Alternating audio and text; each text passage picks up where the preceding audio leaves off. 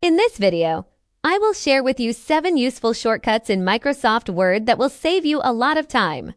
If you want to quickly change text case from lowercase to uppercase or uppercase to lowercase, this shortcut makes it very easy. Simply select the text and press the F3 key. The case will change automatically with each press. This feature allows you to cut and collect multiple pieces of text from different parts of your document and paste them all at once. Select the text and press Ctrl plus F3 to cut it to the spike. Repeat this process for any other text you want to collect. When you're ready to paste everything together, go to the desired location and press Shift plus Ctrl plus F3. All the cut text will be pasted at once. If you want to insert a horizontal line such as a straight line, double line, or dotted line, simply follow these steps to draw it with just one click.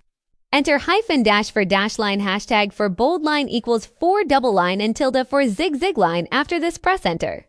Sometimes you want to repeat the same process of text decoration, such as changing font, size, or color. First, select a piece of text and make any change like changing the color, font, or font size. Then select another piece of text you want to change in the same way and press function. The last action will be repeated automatically. Sometimes you need to create dummy or placeholder text in your document. Simply type lorem open close parenthesis and press enter. If you want to specify the number of paragraphs and lines, type lorem 5,3 inside the parentheses and press enter. It's quick and easy. To check your spelling, select the whole paragraph or some text and press function 7 on your keyboard. If any spelling mistakes are found, they will appear on screen. Click Change All, and the entire text will be corrected.